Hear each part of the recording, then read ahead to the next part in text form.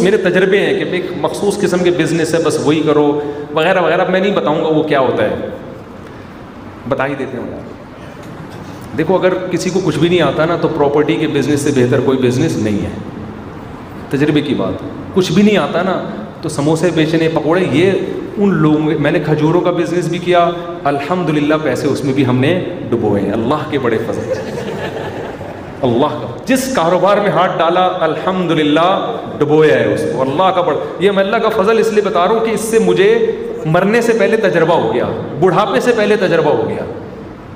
देखो, ये खजूरों का बिज़नेस वो करे जिसके बाप दादे खजूरों का बिज़नेस करते आ रहे हैं। हमने खजूर उठाई पता नहीं कितने लाख की, भी मैं ज़्यादा डिटेल में नहीं जाऊँगा, हमने बहुत कम रेट पे उठाई कि यार अब तो हमारे ही डब्बे बिकेंगे, अपनी कंपनी का नाम छपवाए। सारे काम मैं लड़कों से लेता हूँ, खुद नहीं करता।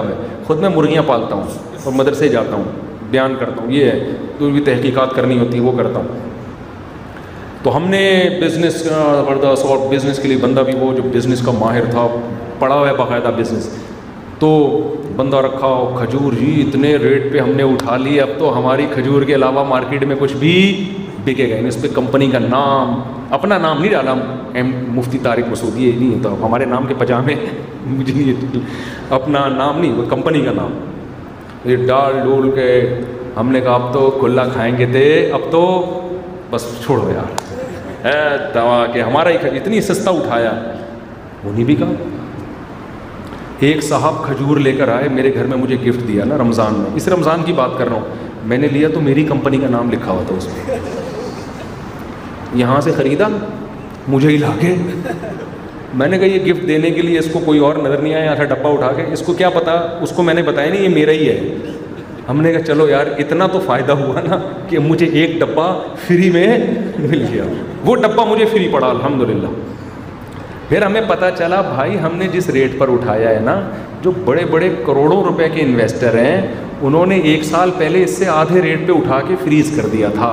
हमारे पास इतने बड़े बड़े गोदाम नहीं हैं कि हम ईरान से कंटेनर मंगवाएं और इतने बड़े बड़े गोदामों में फ्रीज़ कर दें। हमें तो रोज़ाना वो खल रहा था, अबे बिक जा, अल्लाह का वास्ता बिक जा, कीड़े पड़ जाएंगे। खैर लॉस हुआ, ज़्यादा नहीं हुआ।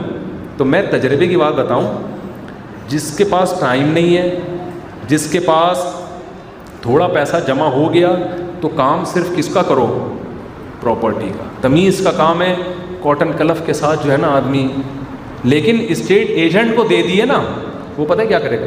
कुछ अच्छे भी हैं मेरे जानने वाले, कुछ अच्छे स्टेट एजेंट भी हैं, वो ईमानदारी से भी काम करते हैं, लेकिन नॉर्मली ऐसा नहीं होता। स्टेट एजेंट को आपने पकड़ा दिया, ये ले भाई 20 लाख रुपए ले, कोई अच्छी फ़ाइल आए ना तो मेरे लिए ख़रीद लेना। स्टेट एजेंट कहेगा फिक्र ना कर, अच्छी फ़ाइल आएगी तो उससे बड़ा बेवकूफ़ कोई नहीं है जो तुम्हारे लिए ख़रीदे।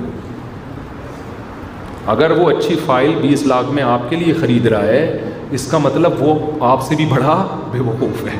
वो क्यों ख़रीदेगा तुम्हारे लिए अच्छी फ़ाइल? उसको पता है यार इसमें 20 लाख पे मैं 2 महीने में 10 कमा सकता हूँ, तो वो अपने लिए ख़रीदेगा ना। बल्कि वो एक होशियारी ये करेगा कि आपकी पैसे, अमानत के पैसे वो कर्ज़ में ले लेगा कि यार ये फ़िलहाल खोलो, उसको टोपी करा दो कि तेरे लिए बहुत अच्छी फ़ाइल आने वाली है अभी। आपके पैसे भी वो कर्ज़ समझ के अपने पैसों में घुमा दे। तो ये काम अगर करना है तो स्टेट एजेंट कोई बहुत ही ईमानदार मिल जाए तो ठीक है ऐसे लोग, लेकिन मैं बताऊंगा नहीं उनका नाम। तो उसमें फिर ये तरीका होता है कि खुद चलो फिरो, थोड़े से पैसे आए हैं, अगर आपके पास 20 लाख नहीं, 10 लाख नहीं, 4-6 आदमी मिलके ख़रीद लो। क्या ख्याल है? 4-6 आदमी मिलके एक प्लॉट ख़रीद लो, ठीक है ना, पड़ा रहेगा। फाइल पक्की होनी चाहिए, कच्ची आबादियों में ये चाइना कटिंग वटिंग नहीं होता। ये फिर ऐसा डूबोगे कि मरोगे बिल्कुल। पक्का काम करो। हदीस में आता है नबी सल्लल्लाहु अलैहि वसल्लम उस काम को तरजीह देते थे जिसमें फ़ायदा यकीनी हो, अगरचे कम हो। तो वो काम इस तरह से बड़ा फ़ायदा है, इसमें अल्लाह ने बड़ी बरकत रखी है। समझते हो कि नहीं समझते? तमीज़ से। बाकी आपका कोई ख़ानदानी बिज़नेस है, ये आता है तो ठीक है, हमें तो आता नहीं भाई। तो हम तो अल्हम्दुलिल्लाह जहाँ भी पैसे लगाए हैं अल्लाह के फ़ज़ल से डुबोए। लेकिन प्रॉपर्टी एक ऐसा बिज़नेस है, इसमें इन्वेस्टमेंट में फ़ायदा होता है, तो वो घर भी चल जाता है आपका, अंडे भी आ जाएंगे आपके, सब कुछ हो जाएगा इसमें प्रॉपर्टी के काम में। लेकिन इसमें भी आपने खुद करना है। हम तो फिर भी खुद नहीं कर रहे हैं ना, टाइम नहीं है। लेकिन हमें कुछ ईमानदार लोग अल्हम्दुलिल्लाह मिल जाते हैं। अब जब शोहरत हो गई है तो कुछ अच्छे लोग भी मिल जाते हैं, लेकिन आपने खुद करना है, खुद जाके देखना है, फ़ाइलों को पढ़ना सीख लो आप, 2 नंबरियाँ बहुत हैं तो ये करो। ये कारोबार के बग़ैर आदमी आजकल सर्वाइव, देखो महंगाई जितनी भी बढ़ जाए ना, इससे मुलाजिम पेशा आदमी का तो बेड़ा गर्क होता है, कारोबारी आदमी का बेड़ा गर्क नहीं होता। वो हर चीज़ के रेट उसी हिसाब से बढ़ा ले। प्रॉपर्टी वाले, अंडे वाले, जो मुर्गी फार्म में अंडों की कीमतें बढ़ा दी उन लोगों ने, महंगाई बढ़ गई, खजूरों की कीमतें बढ़ा दी, तो कारोबारी लोगों पे असर नहीं पड़ता इससे। मुलाजिम पेशा आदमी बेचारा क्या हो जाता है, पिस जाता है। तो मुलाजमत करो, एकदम छोड़ो नहीं, साथ में बिज़नेस को भी करने की कोशिश करो। समझते हो कि नहीं समझते? और मसाजिद के इमामों को तो मैं ख़ास तौर पे कहता हूँ, मस्जिद की तनख्वाहों पे गुजारा करके मत बैठो। मस्जिद कमेटियाँ बड़ी जालिम होती हैं, तुम थोड़े से बूढ़े हो गए तुम्हें किक आउट करके निकाल देंगे। गवर्नमेंट तो रिटायरमेंट पे पैसा देती है, इंतज़ामिया कोई पैसा नहीं देती। मैंने ऐसे इमाम देखे 40-40 साल इमामत की, मरे तो बच्चों के पाँव में पहनने के लिए चप्पल नहीं है, बर्बाद हो गए बच्चे।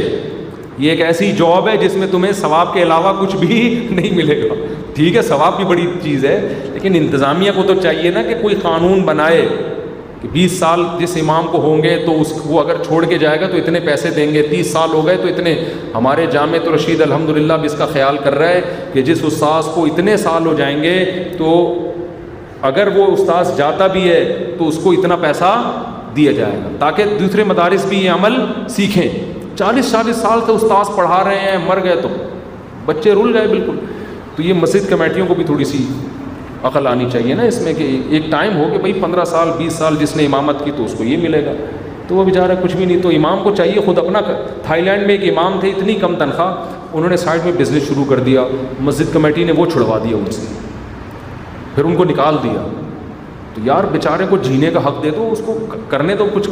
एक तरफ कहते हैं ये चंदे मांगते रहते हैं, ठीक है ना, ज़कातें मांगते हैं, तो जब उसको कुछ करने नहीं दोगे तो ज़कातें ही मांगेगा ना, वो क्या करेगा। बस आखिरी सवाल है, मैं हुसैन अहमद सरगोदा से आया हूँ, सिर्फ और सिर्फ आपके लिए बड़ा मेहरबानी 5 मिनट दे दें।